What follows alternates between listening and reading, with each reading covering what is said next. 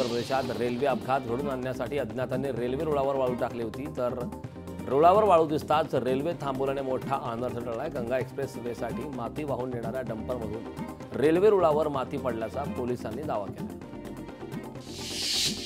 कॅनडातील Brampton येथे वेटरच्या नोकरीसाठी हजारो भारतीयांनी रांग लावल्याचा एक व्हिडिओ समोर आला। यामुळे कोणत्याही मार्गाने कॅनडामध्ये जाण्याचे स्वप्न पाहणाऱ्या हजारो भारतीयांची चिंता आता वाढली।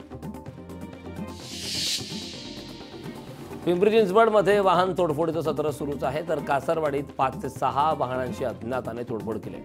या प्रकरणी पोलीस अज्ञात व्यक्तीचा शोध घेत आहेत। सोलापूर कोल्हापूर मार्गावर रस्त्याच्या कडेला उभे असलेल्या ट्रकला कारची धडक दिली। तुळजाभवानीचे दर्शन घेऊन जात असताना कोल्हापूर जिल्ह्यातील भाविकांवर काळाने घाला घातलाय। या अपघातात 2 जणांचा जागीच मृत्यू तर 3 जण गंभीर जखमी झाले। राजापूर लांजा मतदारसंघात उद्धव ठाकरेंच्या शिवसेनेला धक्का बसलाय। भांबेड झेडपी गटातील 18 गावांमधील पदाधिकाऱ्यांनी शिंदेंच्या शिवसेनेत प्रवेश केलाय। राजापूर लांजामधून किरण सामंतांना उमेदवारी मिळण्याचे संकेत उदय सामंतांनी दिले। रत्नागिरीत वक्फ बोर्ड कार्यालयाच्या उद्घाटनावरून वाद निर्माण झाला। उद्घाटनाला भाजपसह सकल हिंदू समाजाकडून विरोध करण्यात आला असून राजकीय वातावरण तापणार आहे, तर उदय सामंत यांच्या उपस्थितीमध्ये कार्यालयाचं उद्घाटन होणार आहे। महाराष्ट्राची कुलस्वामिनी आई तुळजाभवानी देवीच्या मंदिरात मातेची प्रक्षाळ पूजा झाल्यानंतर देवीचा घोडा वाहनावर छबिना काढण्यात आला। देवीचे विविध धार्मिक कार्यक्रम पाहण्यासाठी देशभरातील भाविक मंदिरात मोठी गर्दी करत आहेत। अखिल भारतीय मराठी साहित्य संमेलनाच्या बोधचिन्हाचं आज अनावरण होणार आहे। मनसे अध्यक्ष राज ठाकरेंच्या हस्ते अनावरण होणार असून दिल्लीत फेब्रुवारी 2025 मध्ये संमेलन होणार आहे। हिंगोली जिल्ह्यात सोयाबीन नंतर आता संत्र्यांच्या बागांनाही मोठा फटका बसलाय। संत्र्यावर लासा पांढरी माशी रोगाचा प्रादुर्भाव झालाय। महागड्या औषधांचा फवार करूनही फरक पडत नसल्याने शेतकऱ्यांमध्ये आता चिंतेचं वातावरण आहे।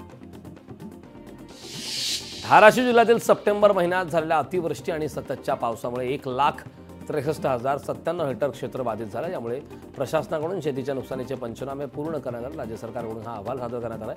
तसंच लवकरात लवकर ही मदत मिळावी अशी मागणी शेतकऱ्यांमधून करण्यात येते।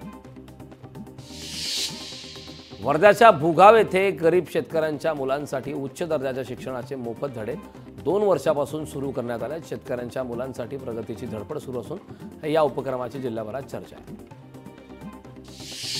वर्ध्यात तळेगावच्या तलावात नवदुर्गाच्या मूर्तीची प्रतिष्ठापना केली आहे, तर विस्तीर्ण तलावात स्थापन केलेल्या देवीच्या दर्शनासाठी भाविक मोठ्या प्रमाणात गर्दी करतात।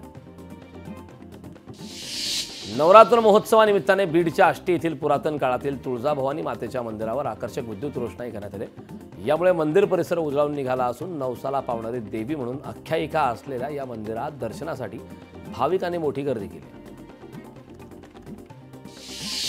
अमरावतीत सोफिया वीज प्रकल्पातून केमिकलयुक्त राखेची नियमबाह्य वाहतूक सुरू आहे। ट्रकमधून केल्या जाणाऱ्या ओव्हरलोड वाहतुकीमुळे रस्त्याची मोठ्या प्रमाणात दुरावस्था झाली, तर राख टोळ्यात जात असल्याने अपघाताचंही प्रमाण वाढले।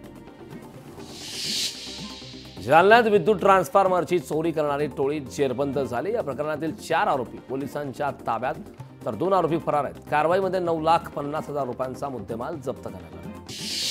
महाविकास आघाडीकडून विधानसभा जागा वाटपासाठी मॅरेथॉन बैठका सुरू झाल्यात। आजपासून सलग 3 दिवस मुंबईत खलबतं होणार आहेत। दसऱ्याआधी जागा वाटप जाहीर करण्याचं महाविकास आघाडीचा प्रयत्न आहे। मुंबई महानगरपालिकेतील मतदारसंघ भूमिपुत्र कोळी जमातीसाठी राखून ठेवावे अशी मागणी मुंबादेवीच्या सामूहिक दर्शनाच्या वेळी माजी आमदार रमेश पाटील यांनी केली। येसळवाडीतील पुनर्वसनाचा प्रकल्प सिडकोकडून निर्धारित वेळेत पूर्ण करण्यात आलाय। मुख्यमंत्री एकनाथ शिंदेंकडून प्रकल्पाची पाहणी केली असून आचारसंहितेपूर्वी घराचं वाटप करणार असल्याचं वक्तव्य मुख्यमंत्री शिंदेंनी केलं। लोकशाही मराठी ऐका, पहा, जागरूक रहा।